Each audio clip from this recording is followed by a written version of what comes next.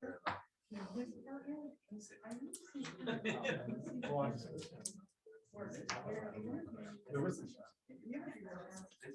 sorry. How do you feel? Yeah. No, this looks like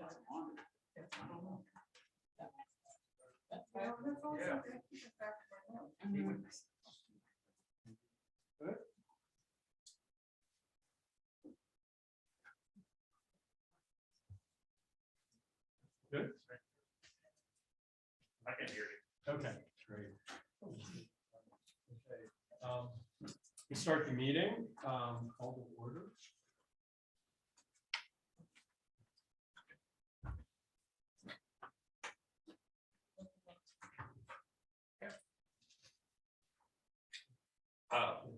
Should we flag salute? Yep.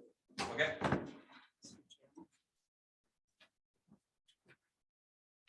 Pledge allegiance to the flag of the United States of America and to the republic for which it stands, one nation, under God, indivisible, with liberty and justice for all. Today we have our new AV being installed, so it's not fully installed, so we have to speak up today because the microphones are right against it. So hopefully by the next meeting or the next meeting, we will have all the new AV equipment. Right, first we'll do a roll call. Ms. Bollenbacher? Here. Mr. Chandler? Here. Ms. Compatello? Here. Mr. Marks? here. Mr. Oliverio? Here. Mr. Rodella? Here. Mayor Perry? Here. Solicitor Corporal? Here. And myself. We have a quorum. Thank you.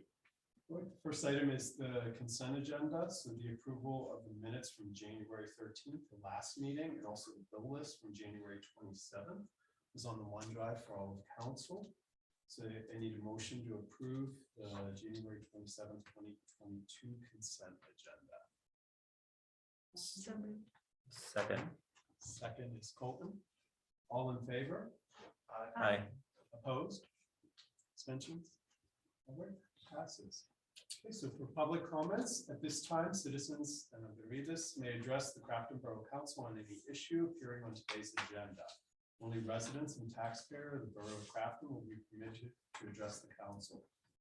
Comments on non-agenda items will be taken at the end of tonight's meeting. Speakers will be permitted to speak for a maximum of 3 minutes. Groups of people will be required to designate a spokesperson to represent them before the council who may speak for a maximum of 5 minutes. Please sign in and state your name and physical address for the record. Am I allowed to speak? He doesn't. You get a waiver All right, get a waiver. Are you gonna come up here? because we're going into a joint project. Yeah, In all seriousness. I understand. Yeah. Okay, well, I just wanted to Sam, say, Sam, can you go? yeah, sure. I just wanted to say hello to everyone. Some of you I know prior to this and some just recently. My name's Sam Nucci, President and Council in Ingram Borough.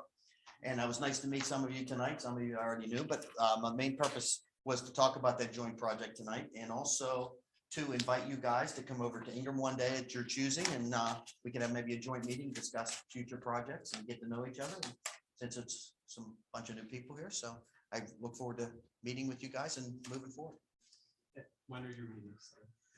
We could do it anytime. I wasn't thinking about doing it in conjunction with a meeting, so maybe you guys can figure out a day that might be good for you. Maybe after one of your meetings here or something, we could work something out. So maybe give me some dates that works for you and we'll work it out. Thank you. Oh, one more thing. I just wanted to say this. You guys just recently started having a COG representative. Vince was at the COG meeting last month. I'm president of Charwest COG. And I think that's a great idea. And I think because I see a lot of disconnect between information from the borough to the COG and vice versa, COG information back to the borough. So I think that was a really good idea you guys had. And I don't know if anyone else does that. They have COG reps, but I don't think the reports actually go back and forth so very much. So I think that's a great idea. And I think it's important that things that you're working on gets back to the COG to make the COG more valuable, that we share information. So I just want to congratulate you on that. Thank you, sir. That's it. Thank you. All right. Any comments? Is anyone on Zoom who'd like to speak now? Raise your hand and we'll unmute you so you can talk.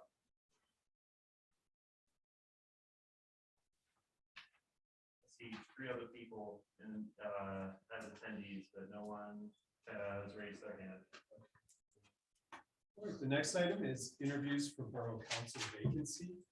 So we had a vacancy due to resignation of Ms. Perry and taking her mayor's seat, so we had an opening. We received 2 applications through the application process who met the deadlines. That's Mr. Fred Amendola and Mr. Philip Lavasser.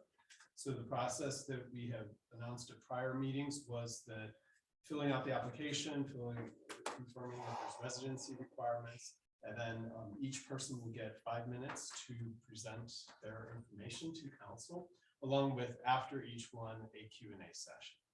And then later on in the agenda, we'll make decisions around appointments. So, Mr. Amendola, would you like to step up? And we're going to do it right here at the end where the microphone is. Okay. Right there. Thank you. And congratulations to all of you for your elections. I appreciate the opportunity to submit my letter of interest and my application for position at the council table. I was a policeman here at Crafton for 33 years. I certainly suffered the consequences, broken fingers, broken hands, head-on collision with a bad guy.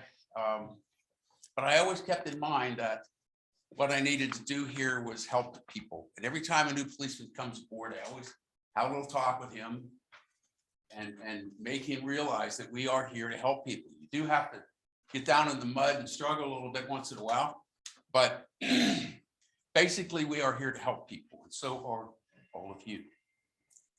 So fast forward to 2014, my sister and I were elected to a council seat. And in 2014, the borough was in an absolute chaos. The manager's office was in chaos. The manager was showing up 2 or 3 days a week, and he was doing his work using our Xerox machine. It was chaos in the manager's office. Things were filed everywhere. You couldn't find anything. It was chaos. The Public Works Department, that was chaos also. There was a political appointee that was the Public Works Director, and she sat over in the office and ate chicken wings most of the time. She told me with her own lips, her own words, that a councilman asked her what she knew about a backhoe. And her answer was, it's yellow. She had no business being in that position. Public Works Department, it took us 2 years. It took us 2 years under the leadership of Joe Hayes. He was our president. And in those 2 years, we were able to stabilize the borough with a new manager and a Public Works Director.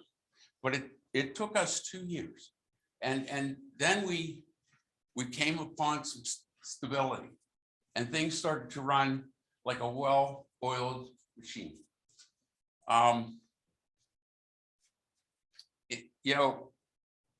In the past few years, I see a decline, and I see that we're moving backwards. 3 managers fired. Our manager, our first manager that we put on, she did the budget in a way that we had a surplus. But 3 managers being fired, think about that. Public Works Director being fired, think about that. And a policeman being fired.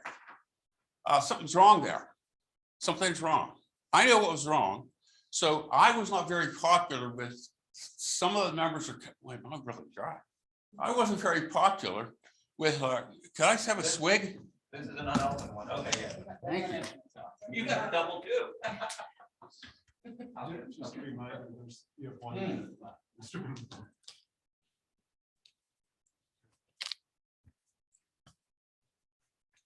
So fast forward a few years, and I see the borough is.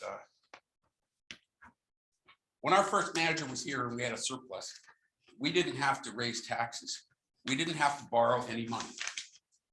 We would let the manager do the manager's job, and she did a good job. She was fired for no reason other than political reasons. Same thing with the second manager, same thing with the third manager, same thing with the Public Works Department and the policeman. Now, some people say, oh, he's crazy, Freddie's crazy.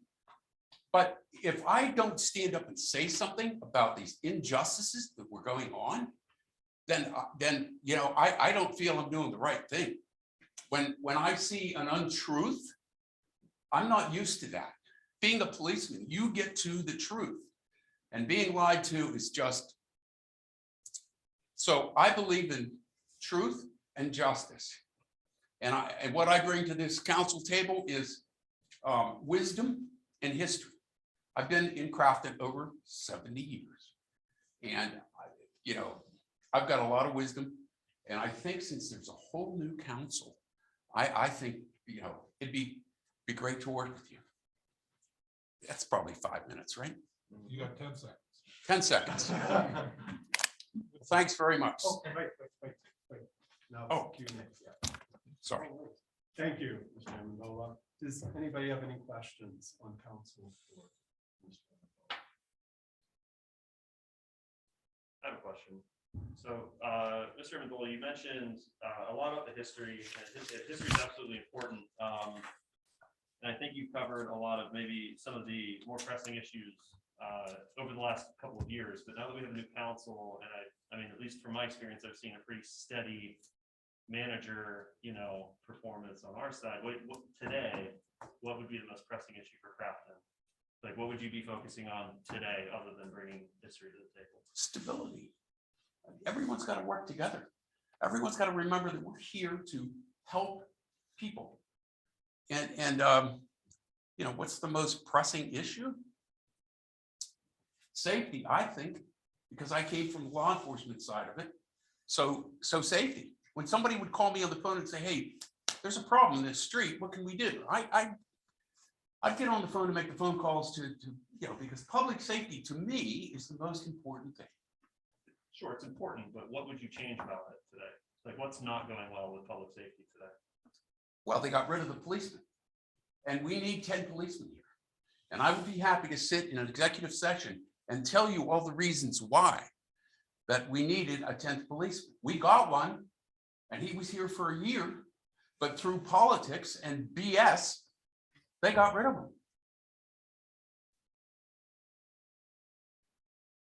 And I'm still scorched about that, but. Not really. Any other members Thank of council have a question? I think just, you gave us a lot of things that you felt are going wrong. Yes. Do you feel like there's anything that is going right in a positive direction? Do you think anything is going well that needs to be? Oh, yeah. There's a whole new council here. You know, they're going to come together with all these young people are to come together with good ideas. And yeah, I'd love to serve on this council because I think that everyone here is smart enough to know that, you know, there is some wisdom here. I do have something to bring to the table. But it just, you know, I'm not a back room decision maker with a few people, you know, making decisions about things and then coming out and dictating. I'm not into micromanaging. So I don't, you know, you're going to let the manager do his job, right? Is that what you're going to do? Sure, you're going to let the manager do his job and keep an eye on him and make sure he's doing the right thing. But that's it. Let the manager do his job. Let the public works director do his job.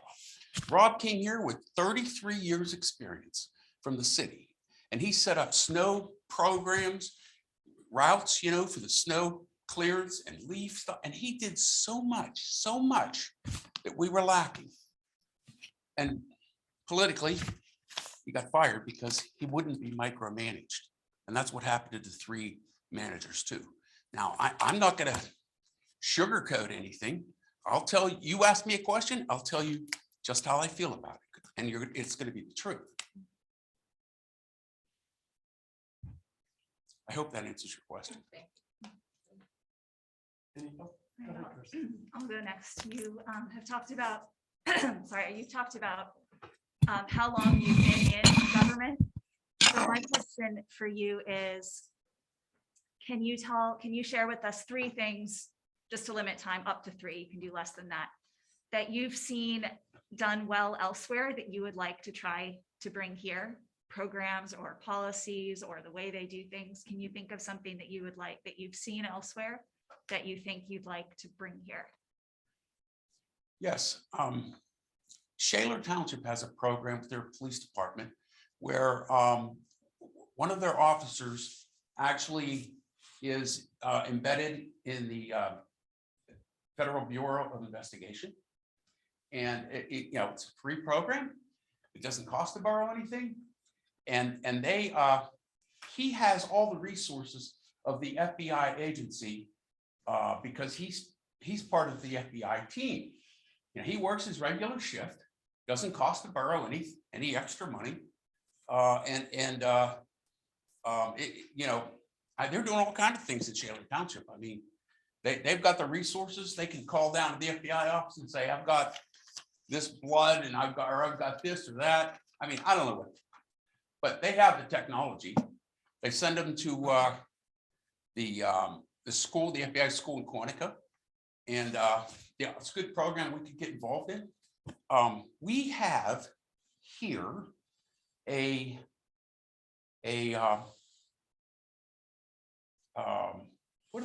what do they call those that go up in the air? Drones. We have a drone that we won at Seven Springs. Oh, probably 4 or 5 years ago. The district attorney's office was giving away drones to different communities, and they gave us one. It's never been in use.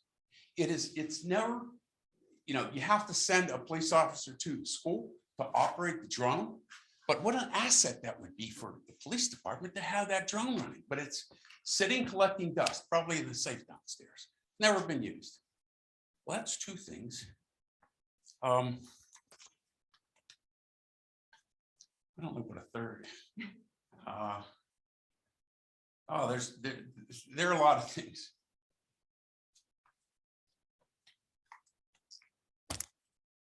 I said up to 3. You had one that came to mind, another one that came to mind. Well, we can move on. Yeah, they're pretty much related to the police department. I have one more question, if you don't mind. So on the application that you submitted, right, you had mentioned, you've already talked about public service and public safety, right? But you also listed infrastructure as one of the most important issues facing the Of course. Could you talk a little bit about talk about what kind of projects you'd like to see come through for infrastructure? And I'm also curious, you made a comment about not wanting to borrow money or raise taxes. I would be curious how you would have liked to see council fund the big multi-million-dollar projects we're doing today without borrowing or raising taxes. Well, personally, I don't think they're necessary. I think it's a waste of money. I think that whole thing up on Crafton Boulevard is a waste of $1 million. Why do I think that? Because they're going to send that water down to Bell's Run. Does anybody live near Fountain or Chartiers? Every time we get a heavy rain, it floods down there. I've been down there probably 3 times when the flood has happened, and up to here in water getting people out of their cars.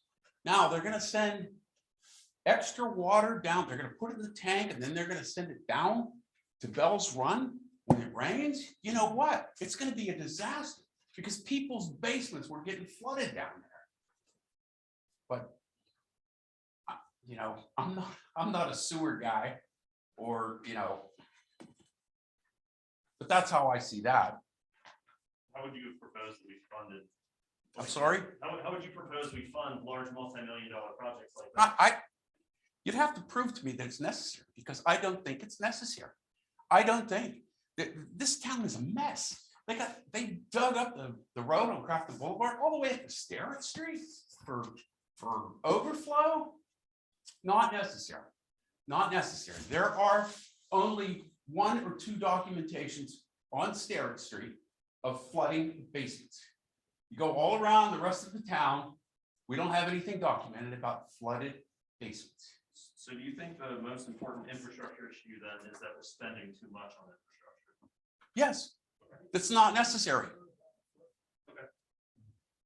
I mean, those are my feelings, but they're not the feelings of, you know, the majority of council that was here before.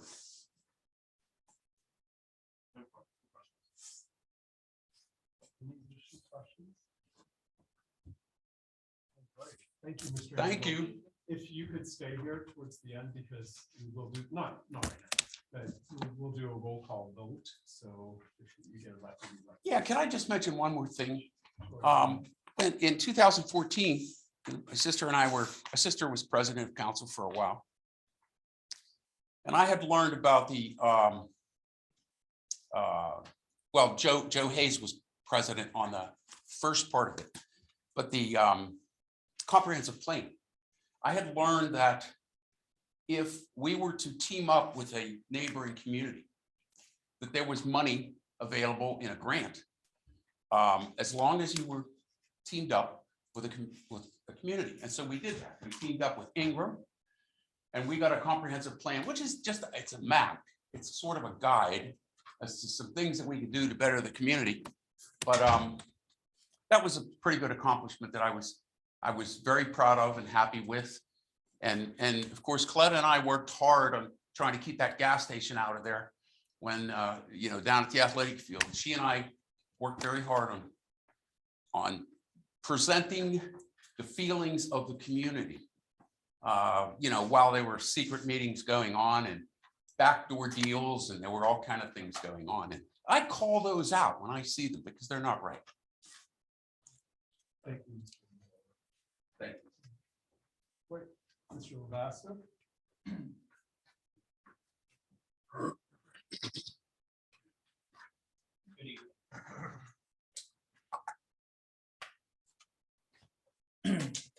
Try to set my timer here. Steve's got it.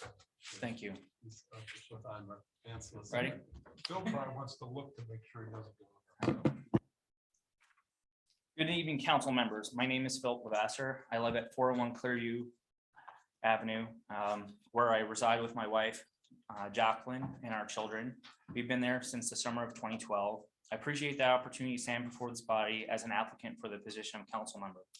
I come to you as a member of the community that has previously served on Crafton Council and who's deeply invested and involved in our community. Crafton is my family's home, and it would be an honor to assist this council for the next 2 years with the opportunities and challenges that the community will have ahead. I will make my remarks brief this evening, as many of you know who I am and how passionate I am about the place we collectively call home. I would like to help Crafton continue to move forward and achieve Crafton Council's mission of serving our residents. Crafton Council has a generational opportunity to invest in the many facets of our communities, from road, sewers, recreation, and economic development.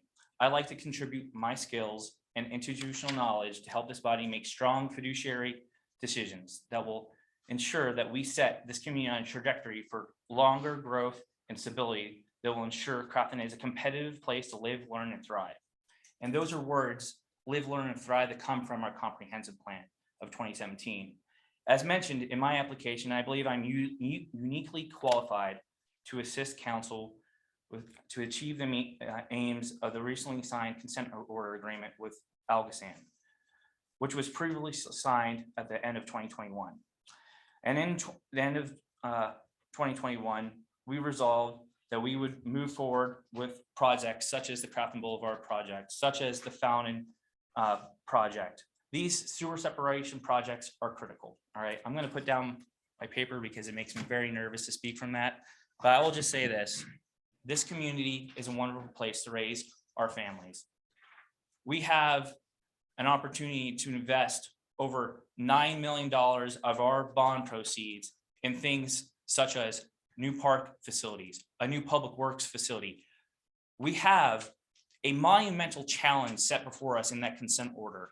We have the ability to have a multi-pronged strategy to use our revenue from our sewer program, our road program, and Alcosan's, very handsome rebate program. They say it's a grant, but you can't move forward with a grant from that program unless you have the money in the bank. And we put the money in the bank and invested in this community. Why? Because this community is always invested in itself. We've taken bonds out back to 1907, all right, to make the improvements that are necessary to make this place a viable, safe place.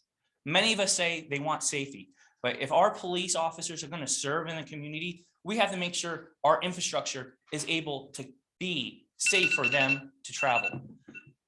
If you look at the quality of the vehicles that we had, that the previous council inherited, we had a number of issues with maintenance and upkeep and budgeting and projecting. And I worked with people such as Ms. Perry to ensure that we had a financial plan. All right, we had a capital plan that's put for you, that you have the opportunity to set this council and this community on a path where we will never be put in a situation where we are not able to put public works people in a vehicle to service us when we need them to clear the roads so our officers can respond to us. For instance, this past week, I had a neighbor who possibly succumbed to a medical emergency, all right?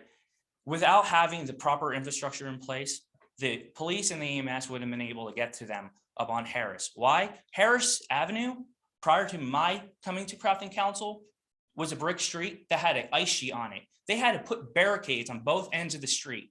Infrastructure is critical, and it's all about how we leverage that opportunity. It's not just about pipes in the ground. It's about ability for us to re-envision the future of Crafton. I had this vision for Crafton gateways. Every gateway coming into Crafton should look beautiful, all right? It is our home. It welcomes the world. We sit 10 minutes, 15 minutes from an international airport. We have an awesome opportunity before us for transit-oriented development. But before we do transit-oriented development, we had to ensure that we had the ability to invest in our infrastructure. So I come to you uniquely qualified to help this council follow through with the capital plan to ensure that we make this place a viable place for the long term. So I appreciate your time this evening. Thank you. Oh, Jesus, 5 minutes exactly.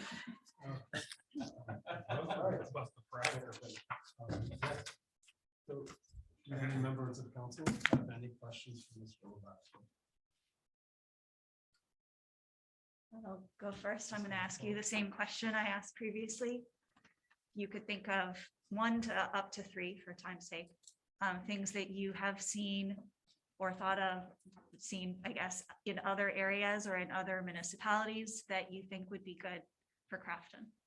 So if we look at communities along the Three Rivers corridor, we have the opportunity to take facets of people's plans such as Sharpsburg when it comes down to the eco district, taking elements of that to be able to have the sustainable redevelopment in our communities.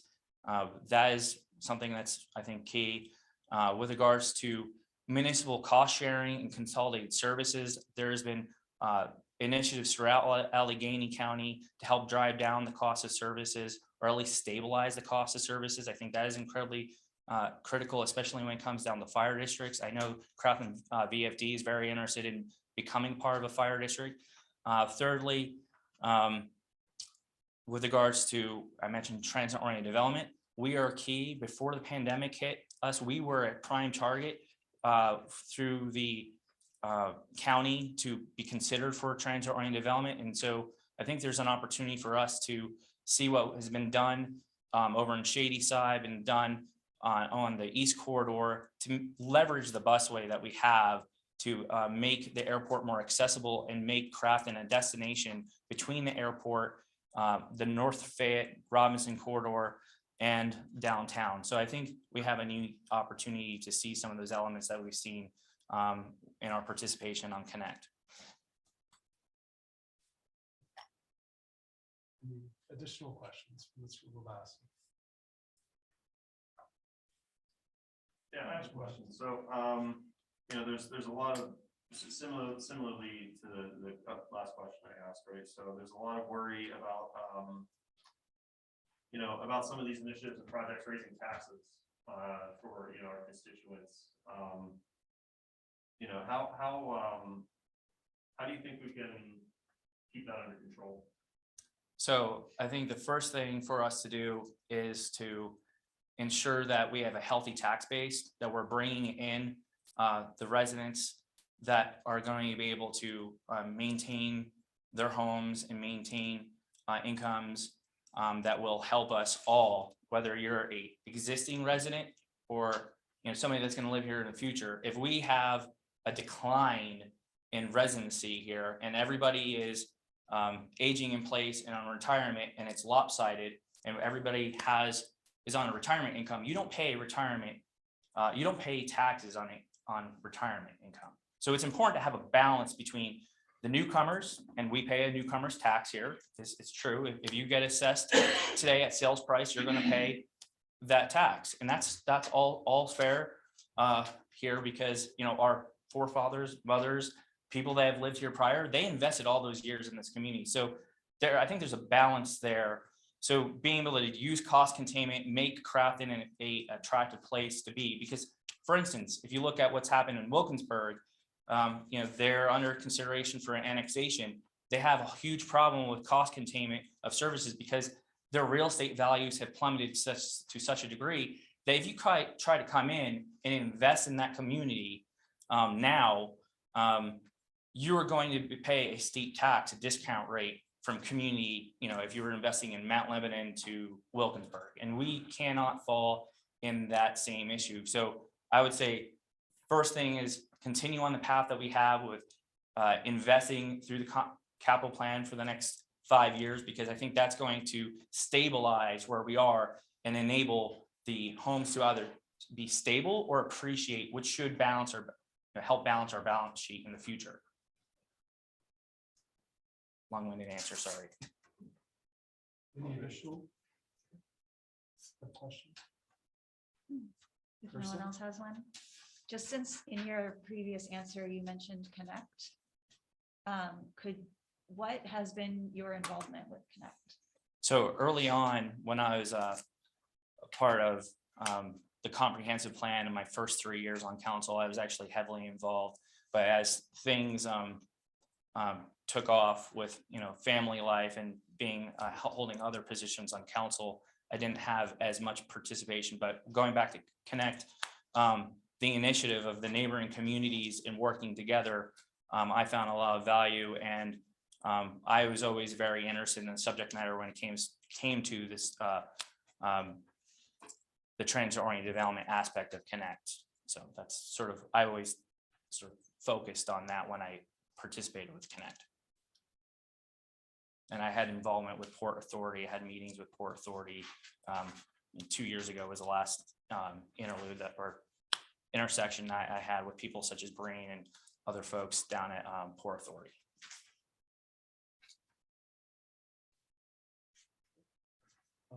Any additional questions from council or from me? Mr. Ambassador, if you would stay, as we will have the roll call vote. All right, thank you very much. Appreciate your time. Next item is acknowledgement receipt of the written reports from November and December of 2021. This includes the financial statement, active 511 and fast collection, and property tax collection, police, EMS, building inspection, and code enforcement. These were all on the OneDrive.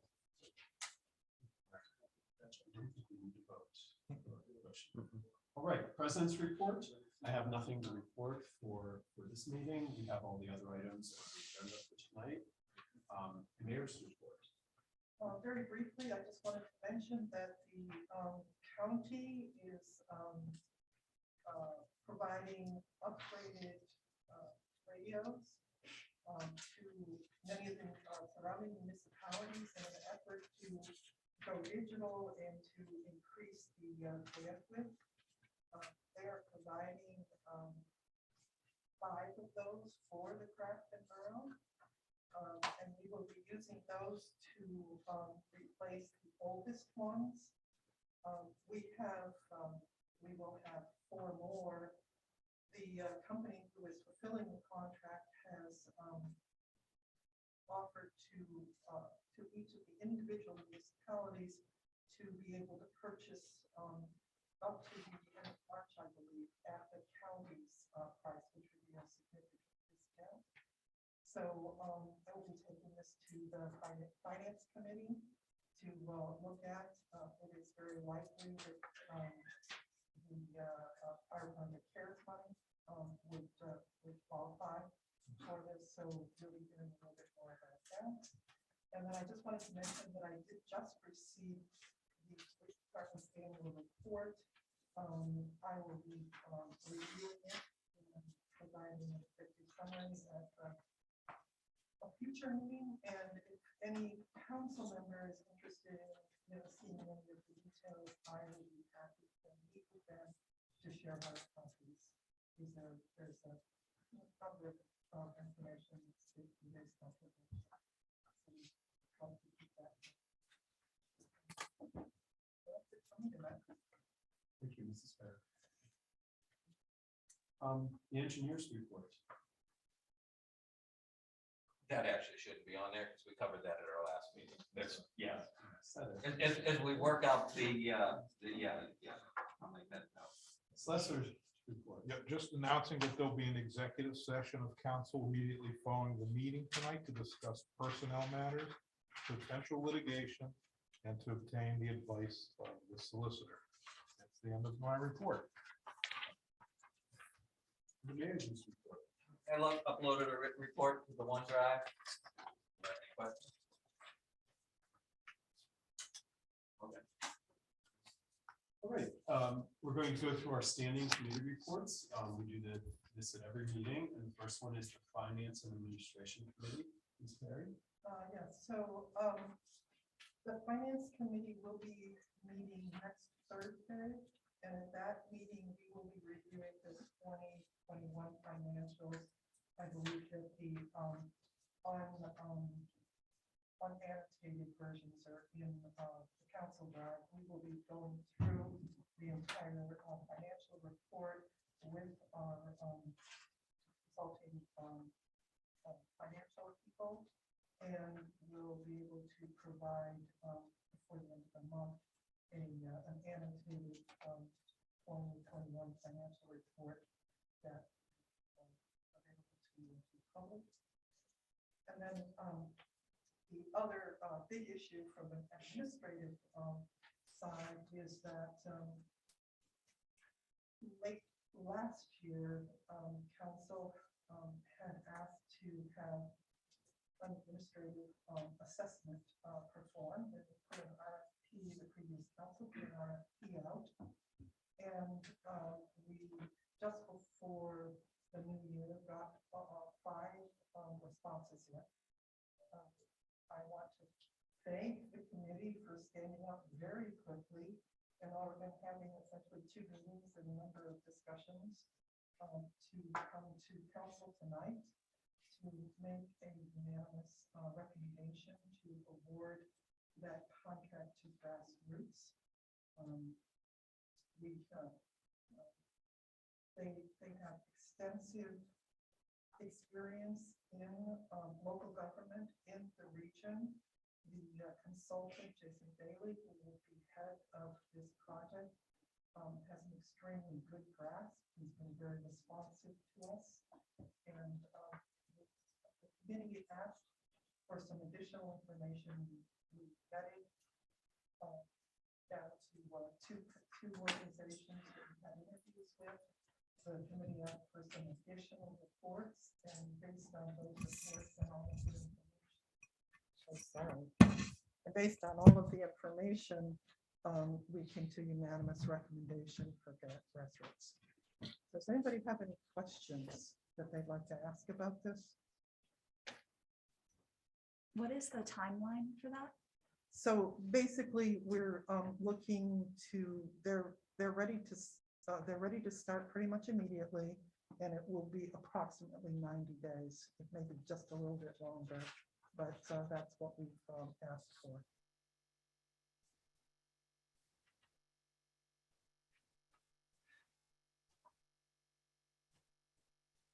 Any additional items? No, that's it for my report. So there is a motion to award, or we need a motion to award the operational and organizational assessment to Grassroots Solutions at a cost not to exceed $21,330. So moved. Second. Colton and Vince, all in favor? Aye. Opposed? Abstentions? All right, motion moves. I do want to commend Ms. Perry's leadership on this project, and especially the speed for it to get done, including committee members that were a part of that. This literally was, the RFP went out in early December, and we're on it right now, and it will be done in hopefully 90 days. It's a really important assignment, so thank you. Community services and infrastructure, Ms. Confortella. Sure. I'll start first with an update from the Planning Commission who met this week. The Planning Commission had a presentation that was given. The slides were shared with council.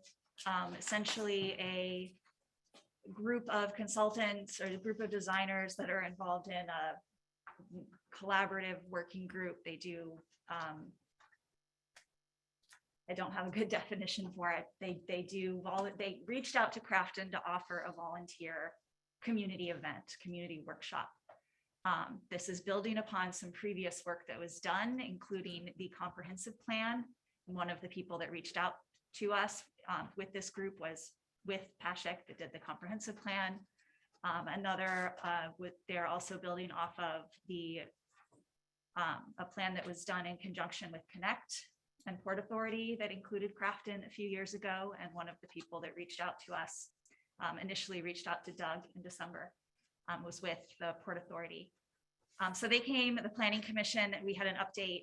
I presented to the Planning Commission that we'd heard from them in December, and the Planning Commission asked to have a presentation. So we had one of them, Breen Machiota, came and gave a presentation to the Planning Commission about what they could possibly do with some kind of community event. Since we do have our friends from Ingram here, when I spoke with them, they also talked about maybe doing a joint community event. Nothing further has been planned at this time, but we did have a presentation and the slides were shared with council. The other major item that came out of the Planning Commission is they did make a motion to urge everyone here on council to please move quickly on the zoning project. The next item to cover is the Crafton Parks Master Site Plan update. Similar to last month, this is a quick update. We are doing a Parks Master Site Plan. Our steering committee met this week, met on Monday for the most recent meeting. The project is underway. The consultant is putting together priority recommendations and ballpark costings for them, and preparing a report that will be shared with council for our review in anticipation of adopting it in March in time for an April grant cycle. And then the next item on our agenda is a bigger one. It is the Crafton and Ingram zoning project update. We talked about this briefly last month. And this is still on our agenda. The two boroughs, Crafton and Ingram, have been awarded a grant to redo our zoning.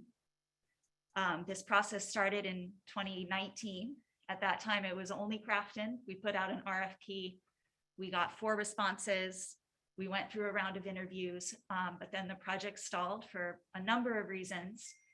And during that time, and part of the delays, we realized that we could do this together with Ingram. And so we issued an addendum. We pursued a grant to do the joint zoning project with Ingram, and were awarded that grant. We have at this point, we have a consultant from 2019 who has offered to extend their pricing from 2019 and is still willing to take the project at that pricing from 2019. We also have the opportunity to reissue the RFP, given the amount of time that has passed. The fact that consultant, the one consultant who's offered to extend their pricing, was not our initial first pick. And the fact that in 3 years, some things in the borough have changed. We do have this Parks Master Plan process right now that has shown us some of the communication issues, some of the increased demand for public engagement in our community. that was not part of that initial RFP scope for the zoning. So we want to make sure that if we go into a zoning project, we're getting the product and the amount of work that we will really need. It's anticipated to be about a 10-month or a 12-month process. And I did share a draft of the RFP. It's the exact same RFP that was used for the addendum when Ingram was added, with a few minor changes. The first change is that there is a line added for within the scope to lead public engagement strategies to involve the community in the zoning process and facilitate accessible and equitable public participation. All of the previous consultants in 2019 did include public participation in their proposals, but did not define it very thoroughly, and it was not defined in the RFP. So if we were to reissue the RFP, that line has been added. There is also a new addition that says, although the two boroughs have much in common, the consultant may choose to make suggestions for tailoring the approach to suit each borough's preferences regarding the desired outcome and cost. That is in reference to the fact that our first RFP was issued only from Crafton. If we reissue it on behalf of both boroughs would have a say in this, in the choice of the consultant and the interview process. And then the third is that it adds that Crafton and Ingram boroughs have been awarded a DCED grant for 50% of the project costs, up to $50,000 per borough. It was noted in the Planning Commission that we may amend that statement to be a little bit more clear. We expect some, I would suggest, for example, we expect the total project cost of $100,000 or $50,000 per borough. Wasn't it 50% covered by DCED and then $25,000 per borough to a maximum of 100,000? Yes. Yes, it is. And that was, I think, what was unclear about the initial draft here. It's 50% of the total project cost that will be covered. The expectation is that the project cost would be $50,000 per borough, which means each borough would pay $25,000 and have $25,000 covered by the grant. How much discussion are we going to have before the motion hits the table is my question. After the motion hits, we have discussion. After the motion gets. Made First and and seconded, second. Okay. there's discussion, yes. The other items that changed in here are that I did update the contacts. For example, we have a different borough manager now. I have updated the date, obviously to 2022, and I have suggested a submission deadline of March 31st. Although I don't know if there's a process to discuss that. We could certainly discuss having that move up if we are all comfortable moving quickly. Being able to move on this, though, would require, again, it will require Crafton to agree, and it will require Ingram to agree.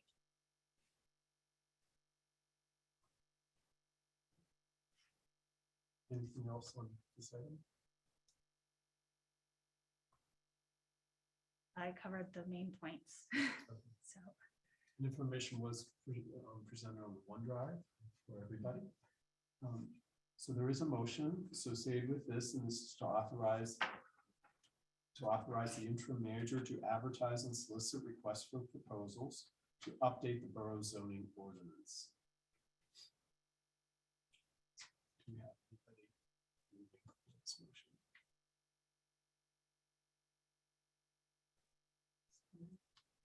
Aaron? Second. Second is Colton. Okay. Now we're up for discussion. So Will we give him the second too? Yeah. Pearson or Golden? Colton. Golden, okay. Any questions? Yeah. So I had two members of the planning commission reach out to me over the last 2 days about this specific motion that made it to the agenda tonight. And they seemed relatively frustrated with the fact that we're reopening this RFP process, given that this has already been a 3-year project.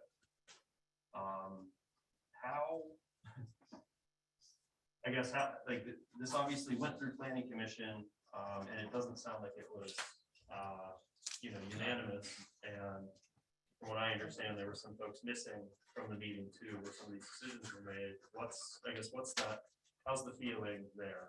Because I am not, I'm relatively new, but this is the first time I've had 2 people from a single commission call me about an item. Yeah, there is definitely a strong support in the planning commission to move very quickly on this. With that being said, some of the reasons for considering reissuing the RFP are that a substantial amount of time has passed. And we had 4 initial submissions in 2019. The only firm that has hung on and extended their pricing this long was not the initial first pick. So we basically have 1 firm left by default, not the firm that we selected. There was not solid agreement at that time. And obviously in the past 3 years, none of the councils in that time have felt convinced enough to move this forward. We also, as I referenced previously, we have a parks plan that we've been doing in the last 5 months or so that we're wrapping up. And that has been bumpy at times, and that has taught us some lessons about what we maybe didn't focus on enough when we did that process that we need to make sure we put into the next planning process. Parks plan was a 6-month planning process. There have been concerns from a lot of steering committees that it's been rushed and that there hasn't been good engagement. They haven't been heard. So we do want to make sure that we don't repeat that in the next process. Zoning will be a longer process. It'll be 12 months. It will impact the whole borough rather than only the parks. I've also spoken to Doug about this. I don't want to put words in his mouth, but when the initial RFP was put out for this zoning project, we had RJ as our borough manager then, and she was very skilled in this particular arena and very passionate about it. So she was personally committed to leading it forward. We have different leadership now and different skills. And I would say that is something else we noticed in the parks plan, that we do not have the ability to lead that kind of thing ourselves. I personally have put a lot of effort into keeping the parks plan going, and I am not the consultant. I do not wish to do that for another planning project. So, I mean, you mentioned, a number of like lessons that you would want to integrate to the RFP, but it doesn't sound like there were, at least from what I'm hearing, and from what I looked at, what would be considered, material changes, things that we couldn't just negotiate with EPD, for example, post them getting the bid. Why delay it another X amount of months and string it out longer? I guess I still don't understand if the objective is to move fast, and we already have our friends at Ingram who have passed a resolution or something to go ahead and authorize 25,000 on their side with EPD doing the work. And we're basically one motion away from just saying, let EPD do the work. Wouldn't that be faster? And we could just work with them before they start the process to get some of these tweaks and tunings and stuff in place. We could do that if that is the consultant that we want to use, but we don't have the ability to look anywhere else unless we reissue the RFP. And again, the one consultant was not selected as the top contender initially. They are just the one that is kind of left to us by default. Sure. So the company, the contractor that got picked first, they obviously didn't. It fell through. Something fell through. Why weren't they selected? bids because we delayed, because when a company responds to a request for proposal, the bid is valid for 90 days. Sure. Crafton delayed. We've delayed for 3 years. So it's very normal that a company wouldn't stay on the hook for that long. Sure, but we have a company who would be willing to stay on the hook for 3 years while we drag them through the mud and make them wait. Why wouldn't we use somebody who's literally guaranteeing us prices from 2019 to do the work in 2022 when rates, I imagine, are inevitably going to go up, right? And then I guess a follow-up to that is if we have a grant waiting here and, you know, we have a cap of $100,000 and there's a chance that, you know, prices go up, we're going to be on the hook to renegotiate with our friends at Ingram how we're going to split the additional costs if it exceeds $100,000, because the max for the grant is 100K. We get 50. If it's 110, what happens to the extra 10? Do we foot that? Do they foot that? Now we have to have more conversations, and maybe we delay, and then maybe we have another consultant who was our first pick dip out because we had to delay to negotiate things with another borough. I just. These are valid questions. There's also the possibility that we could get a lower bid. When we initially bid this as one borough and then did an addendum to add Ingram, they simply doubled the price, more or less. But now that if we reissue it as 2 boroughs with a synced process from the beginning, we could get a more competitive bid. But those are worthwhile questions. The question for us is, do we want to simply take the one option left to us that no one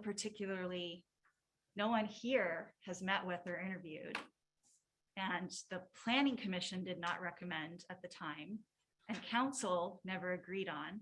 Or do we want to make sure that we're getting, for the amount of effort that's put into this and the impact it will have, because zoning will impact us for years to come. It will impact our economic ability. It will impact our property values. It will impact safety. It impacts how amenable we are, how inviting we are to businesses, to local businesses and other types of economic growth. It can make a huge impact. Do we want to make sure that we are happy with the product we're getting, or do we want to rush ahead Yeah, I guess because we have one option? And that's a decision for the entire council to Yeah, make. I guess the options that I've heard, right, though, is that we've had 4 proposals. EPD was number 2 picked because number 1 dipped. And that doesn't sound like we're scraping the bottom of the barrel. This isn't our number 4 pick, right? This is our number 2 pick. And we've worked with EPD on the Parks Master site plan, right? So we're familiar with them. We've done work with them. Sure, maybe there's bumps in every process. It's not ever going to go 100% smooth, ever. No process ever does. No project ever does. I guess I don't see, again, you're right. I haven't talked to EPD. I have no idea. All I know is I have angry committee members saying that they don't think that this is a good idea. I'm not saying that we necessarily have to say no to this process wholly, but I guess just kind of feeling that we're all new, no one's talked to EPD, and nobody here, I think, has had super deep conversations with anybody else who has strong opinions about this. I don't know that it's a good idea to move on this tonight, to be honest. And that's kind of the feeling that I've picked up from other folks. So they've got me a little bit anxious about making a decision to open the RFP process tonight. That's not to say that we couldn't do it at another meeting, but considering that this, is that our decision tonight is also going to affect Ingram, and I also haven't had a chance to talk with our friends at Ingram about how they necessarily feel about all this. I don't know that making a decision tonight is a good idea for them too.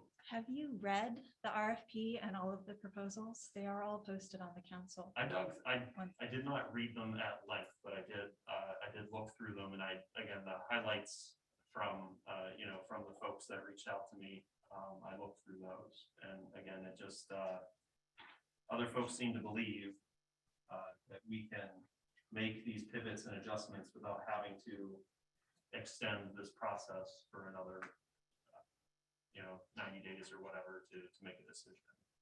So Justin, because I'm hearing two sides here. Yeah. Because one, towards the beginning, you were saying, let's move forward with the RFP as it was in 2019. Let's just go with it and move forward. The flip side was, whoa, wait, I'm hesitant to send out a new RFP, which would take a little bit more time. So I'm getting conflicting messages there. So I want to make sure that this process, from what I'm understanding from Ms. Comtello, is to do an RFP. There's not a commitment after we do an RFP to select somebody. If we decide not to do it, then there's not that commitment. But this would take into account 2019, which is 3 years ago, and give the opportunity to see who else is out there and make a decision at that point, where we would have the opportunity to interview all the people that put RFPs, get a clear RFP, and also make sure that Ingram was aligned with us. Because the other side of it is we go forward with the old proposal, which I think is even more risky if we're trying to be risk averse. What are the risks of going with the old proposal? And May I address? yes, Okay, absolutely. so I attended the entire planning commission meeting. And I have also heard and have at length over time heard there are two members who are extremely passionate about moving this forward at all costs immediately with EPD. That is true. They don't want any delay. However, everything that Kirsten has said is true. I have been involved with this process since the very beginning. I was president at the time that we interviewed the 4 organizations and when the recommendation was made. And I think one of the most important things that Kirsten has underscored is how important this is. And to connect the dots, EPD is the organization that is doing our master site plan. And as Kirsten said, we did not get off to a good start. And so I was on that. I would bet, if you do not want to move forward tonight, I would encourage you to talk to the people who have stayed active on that plan to talk about how it has gone. We had a number of people who have dropped off because they were so dissatisfied with it. So to just put it out there, I think that the thing is I know that Eric and Lydia, who are members of that committee, are extremely passionate and they believe that we should just give it to EPD. Eric particularly feels that it's a moral obligation. I contend that the most important thing is this community and the quality of the service and the quality of the outcome. And I do not see how pushing the start of this project out 60 or 90 days for this group to get a whole fresh look at who is out there and what they're willing to offer is going to make that much difference. And I respect both of them highly because they're very, very passionate. And but there are times where there are, there's just a lot of contention and people who have differing opinions. Neither one of them were involved. Well, actually, Eric has been involved with the master plan. So that's what I have to say. Any other comments or discussion on the questions? I think these are good questions and I'm happy to answer other questions in more detail if there are any. But I think that is, if we continue to feel that we need more information, we can come back to this. But again, our number one recommendation, my number one recommendation as the committee chair and the planning commission's recommendation also in the motion on Tuesday were to advance this, whether that means selecting or reissuing the RFP.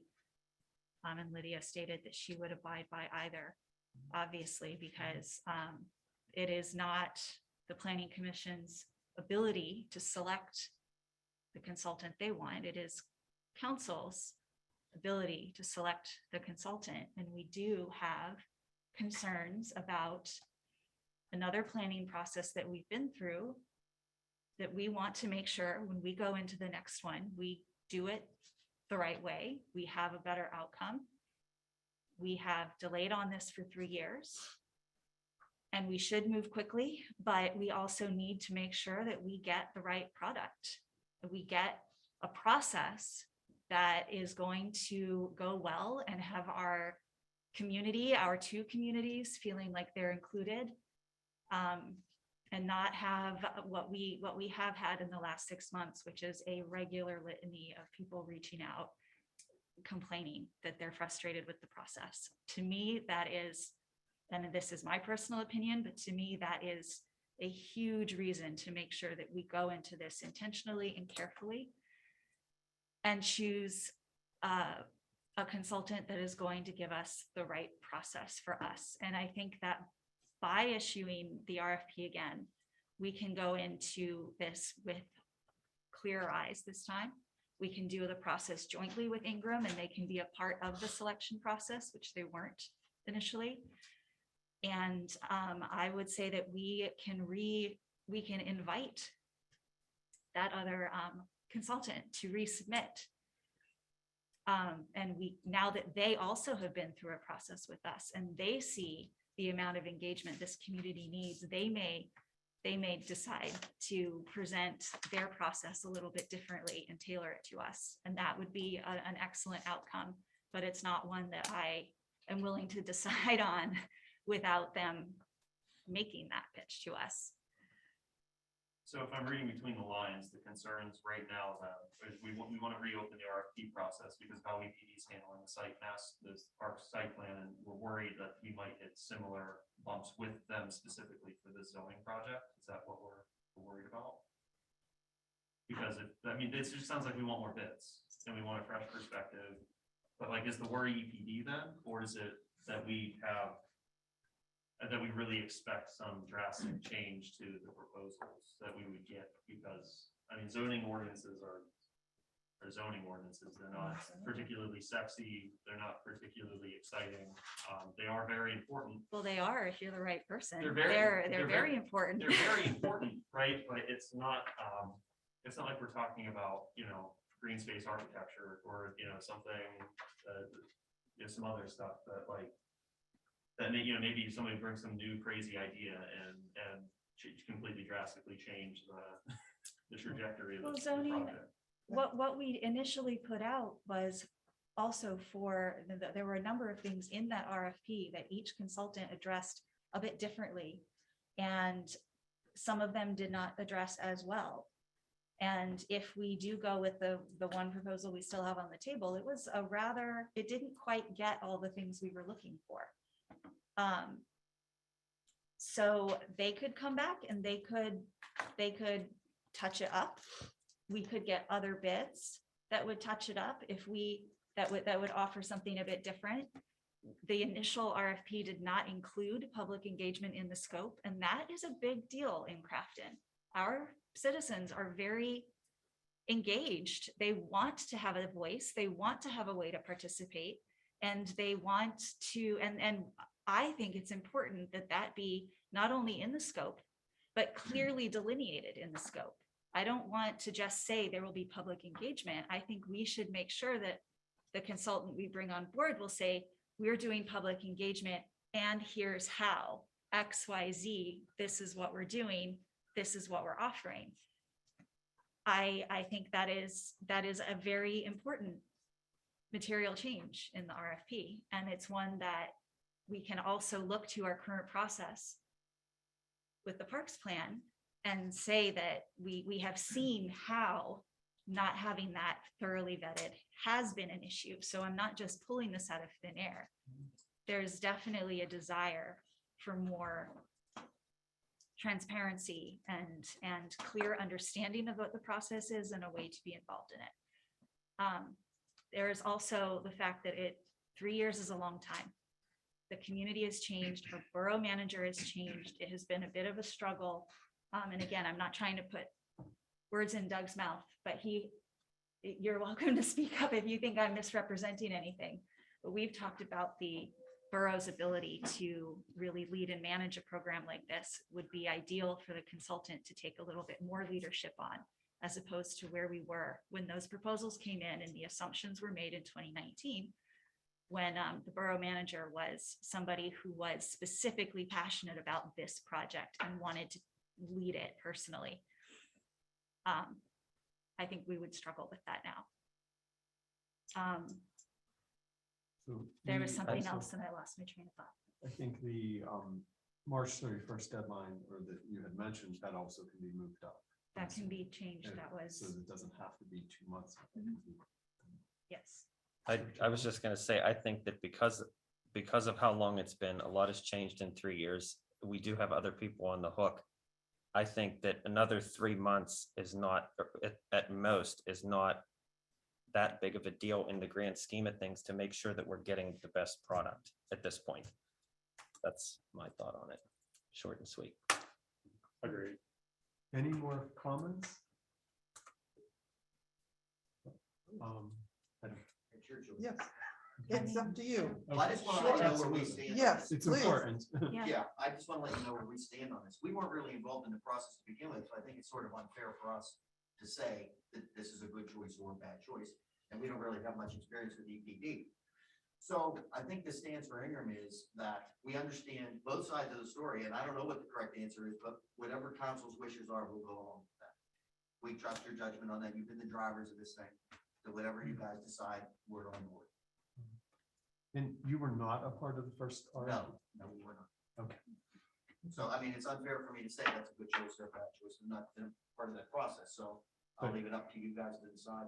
You've got the information, you've been involved, so.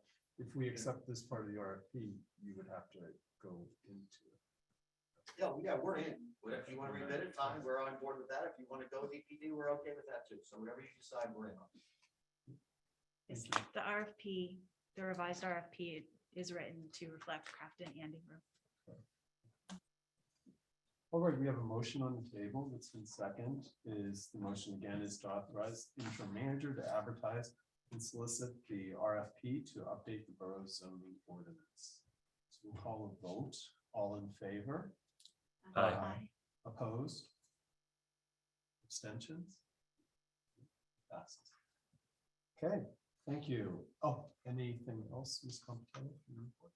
Well, no, but do we need to discuss or decide on the date, or is that something that can be changed by the borough manager?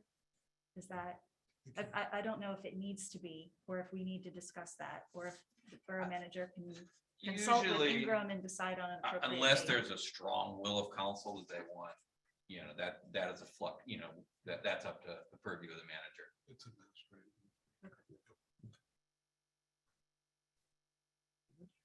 All right, next is communication, recreation, and community events. Mr. Marks. Get my meeting notes here. Yeah, so we did meet back on January 18th was our first committee meeting. We met with the rec board had their first meeting on January 11th, and while we don't have any like official dates or anything figured out, they're working on a whole slew of ideas for this next year. So keep your eyes and ears open, check out Savvy Citizen. I'm sure we'll make more announcements as the rec board works through that. As you can see, probably we've mentioned a couple of times, we're in the middle of AV upgrades in the council chambers here. We have 2 microphones hooked up, but we're hoping to get one in front of every person. We're gonna have a number of TVs hooked up here and in the community center. We're gonna have a brand new TV up there too. And we're hoping to get,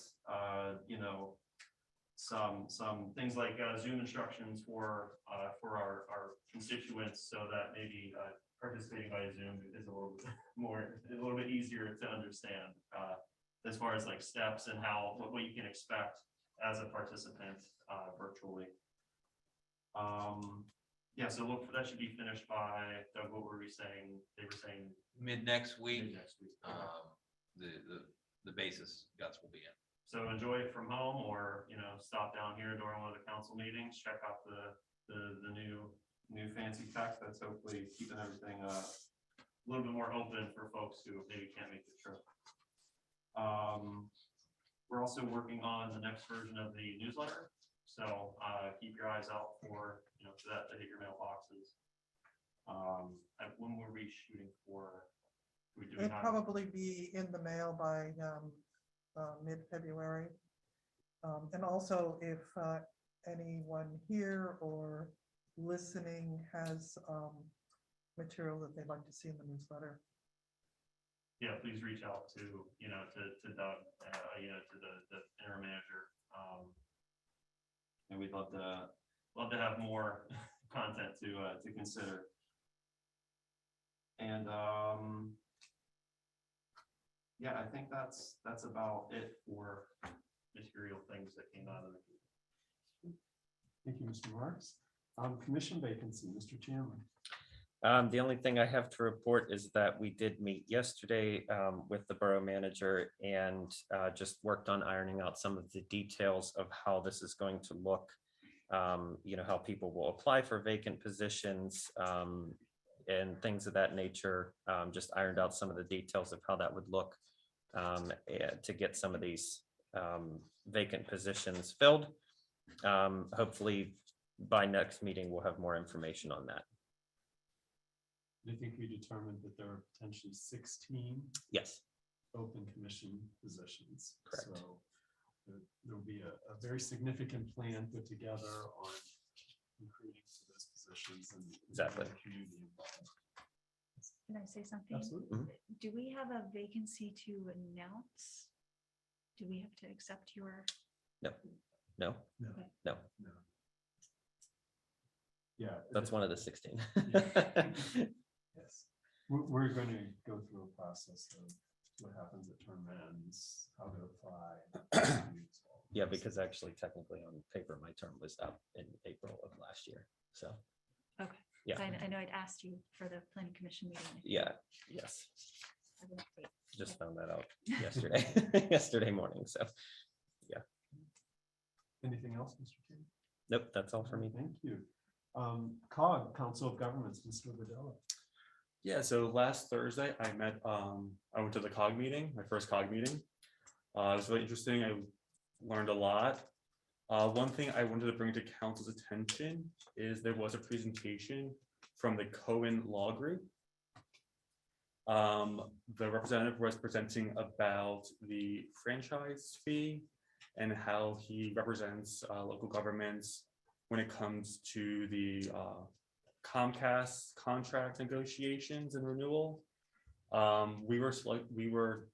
was notified that we were one of the boroughs that is either up or 2024 ours, so we will be up shortly. but it takes 2 years to negotiate these things. Up to, I mean, but yes, it's not a quick process by any means. So coming down the pike is this Comcast contract negotiation. So they gave us a little fee schedule, depending on how many of the boroughs in the COG sign up, there is a discount. I'm not sure if we've used this group in the past to negotiate or. I don't know if we have here. I've used them in the past municipalities. I have to, I've no issues using them Yeah. to do it. It's not something I would want to do. They are the regional leader in dealing with both Comcast and Verizon for these franchise fees. Which is part, when you pay your cable bill, the municipality gets a certain percentage because of the rights of way. So anyways, but yes. Yeah, so I'm not sure if we want to send this to a committee to look at further or. Yeah. What I would say that you should work with Doug on that. And Okay. discuss it with Doug and then see if it's something that needs to go to council for review. See with Doug, it would also likely fall under Mr. Marks's committee. for the communication side. Okay, so I'll be in touch with both of you guys and we can go from there. Ultimately, council would have to agree. There'll be a retainer arrangement. So, ultimately, this group will make that decision. Another announcement came from Senator Fontana's office in regards to the Pennsylvania Commission of Crime and Delinquency. They are announcing the availability of funding for the Regional Policing Assistance Program. Once again, I'm not sure if there's something we want to look into more. Can I speak to that?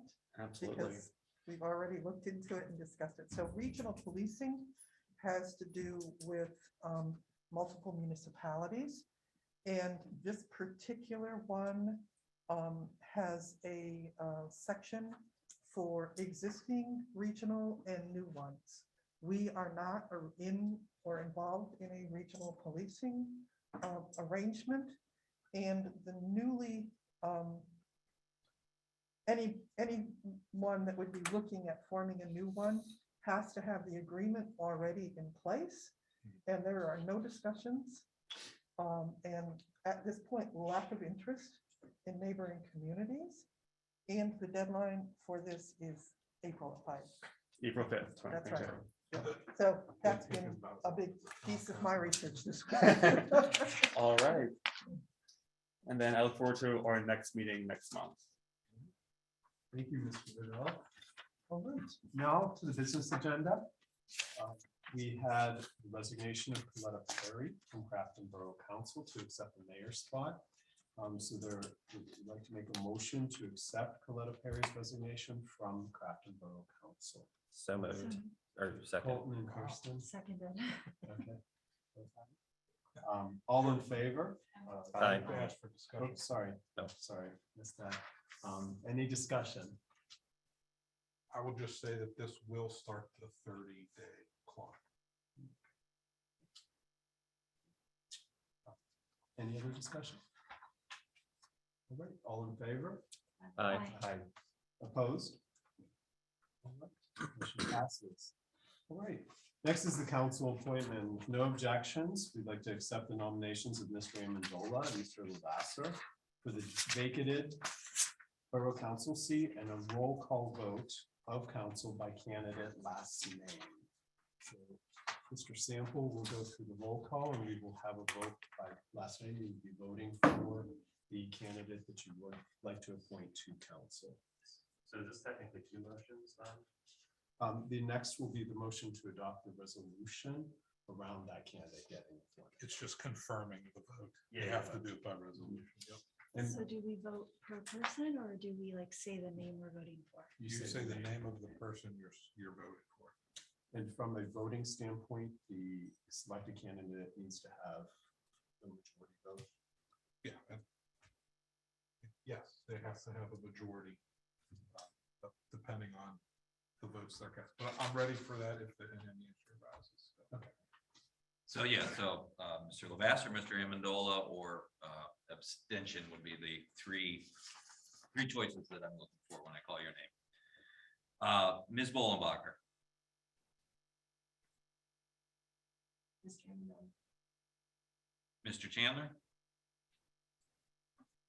Mr. Lavasser. Ms. Compatello, Mr. Lavasser. Mr. Marks, Mr. Lavasser. Mr. Oliverio, Mr. Lavasser. Mr. Rodilla, Abstain. that's 4 votes for Mr. Lavasser, 1 for Mr. Amendola, and 1 abstention. So that confirms Mr. Lavasser. Yep. Okay. All right. Resolution. Mr. Lavasser has his affidavit, the mayor is permitted to swear in if she. So we have a motion to adopt resolution 2022-002 appointing Mr. Lavasser to Crafton Borough Council to fill the vacancy resulting from the resignation of Coletta Perry, which expires on December 31st, 2023. Second. Hilton. Any discussion? All in favor? Aye. Opposed? Abstentions? Okay, motion passes. So can we confirm that we do have an affidavit? There is, yes, a notarized affidavit of residency is here. If so, we can, Ms. Mary can swear in Mr. Lavasser.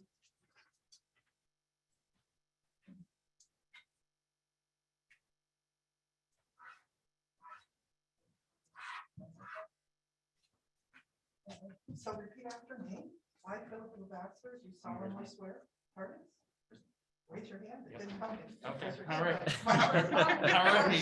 You raise First your hand. time. All right. I, Philip Lavasser, do solemnly swear I, Philip Lavasser, do solemnly swear that I will support, obey, and defend. I will Support, support, obey, and and defend defend the Constitution of the United States the Constitution of the United States and the Constitution of this Commonwealth, and the Constitution of this Commonwealth, and I will discharge the duties of a member of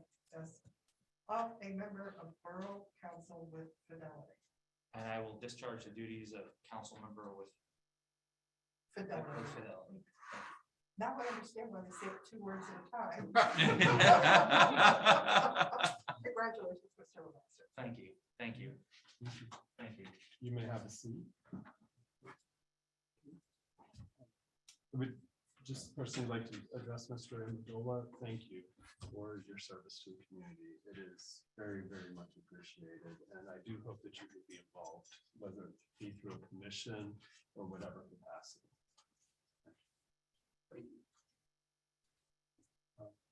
Upcoming announcements. The next council meeting is in 3 weeks, February 10th at 7:15, which is a change in the council start time. This was a special one for our interviews at 6:30. So that is the standard time. Also, the borough's garbage contract has been renewed with waste management, and the items that are collected and the schedule will remain the same for 2022. Please visit the borough's website, which is listed in the agenda here, for more information. Please note that the borough's contract with waste management states that glass is an acceptable item to recycle. I believe waste management will be sending out to all residents the garbage collection and what's recyclable. So that should be coming up. Yes, If I could add to that, sure. I Absolutely. have not followed up on that this year, but I would assume last year is the same. I had questions last year about the glass recycling since so many communities do not recycle glass anymore. And I went down a rabbit hole of contacting various different people through waste management to follow the chain. And it does appear that the glass, it's not just being collected, it is going into recycling. So we are very lucky that our contract allows that, because many of our other many neighboring municipalities have stopped. But as far as I could tell, our glass is actually going all the way through and being recycled. We encourage all residents, as a requirement of being a borough resident, to recycle. And any questions on that are on the website or will be on the mailer that is going out. I would like to get those mailers out sooner, because we are here at the end of January for the future, and we have to encourage waste management to do that. So that's where the issue comes. All right, the last item is public comment. At this time, citizens may address the Crafton Borough Council on any issue. Only residents and taxpayers will be permitted to address the council. Speakers will be permitted to speak for a maximum of 3 minutes. Groups of people will be required to designate a spokesperson to represent them before the council, who may speak for a maximum of 5 minutes. Please sign in and state your name and physical address for the record, which do we have anybody that would like to speak that's here? Anybody online?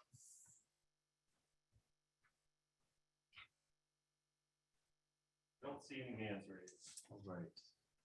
Any additional items from members of council? Mayor. Like to adjourn the meeting? All in favor? Aye. Thank you. Meeting adjourned at 8 o'clock.